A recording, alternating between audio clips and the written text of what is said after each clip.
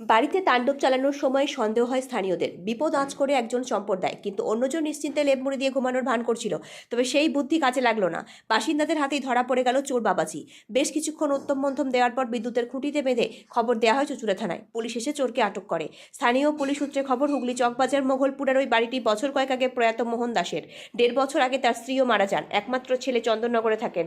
মাঝে মাঝে বন্ধ বাড়িটি খুলে দেখভাল করে চলে যান। সেই বাড়ির পিছনের দরজা ভেঙেই ঘরে ঢোকে চোরেরা। একতলা এবং দোতলা দুটি ঘরের সমস্ত কিছু লণ্ডভণ্ড করে। একটি আলমারির নিচে ফেলে লক ভাঙে। ওইসব কাণ্ডের সময় বিকট শব্দ প্রতিবেশীদের কানে পৌঁছায়। সকালবেলা আমি এখানে দাঁড়িয়েছিলাম, আর এই দিদি কাজ করতে আসে পাশের বাড়িতে। উনি এসে বললেন যে এরকম দেখা ঘরে চোর ঢুকে বসে আছে। আইনো কোন বাড়িটায়? তখন বলছি এইদিকে। হাত বাড়িয়ে পাশের একটা বাড়ি ছিল, আমি এসে ময়না করে ডাকছি। তো ময়নাকে মা বলছে ঘর খোলা আছে, কি হয়েছে বলুন। আমি তখন বলছি কি কোন ঘরে চোর ঢুকে বসে আছে জানো? তখন বলছে যে ওই ঘরটা যে দেখছি কেউ নেই, কেউ কোথাও নাই।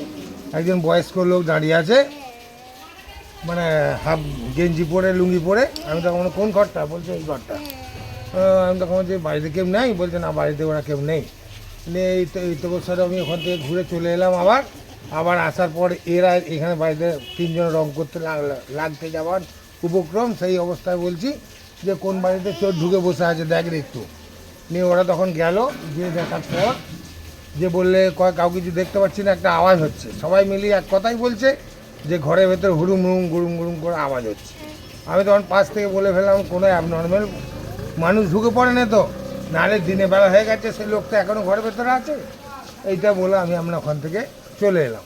তারপর মোটামুটি প্রথমে 2-5 জন জড়ো হলো, তারপরে 20-30 জন জড়ো হলো, তারপরে 50-60 জন জড়ো হলো, তারপরে 100-এর উপর লোক জড়ো হলো।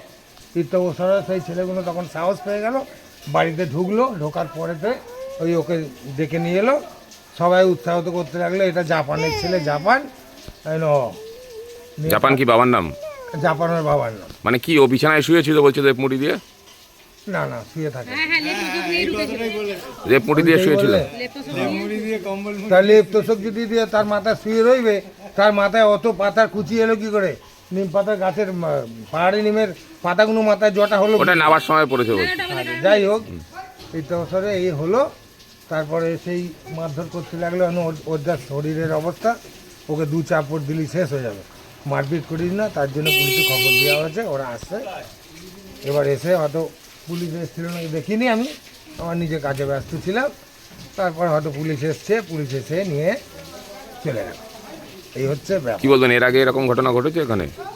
না এখানে ওই মানে প্রায় সময়ে তার ঘর থেকে মোবাইল হয়তো টুক করে ঢুকলো, নিয়ে চলে যায়, এভাবে চলে।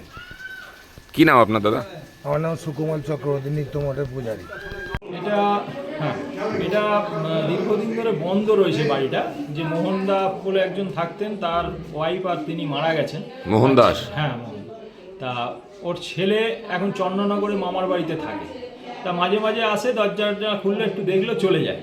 তা দীর্ঘদিন ধরে এরা ফলো রেখেছিল যে বাড়িটা বন্ধ আছে।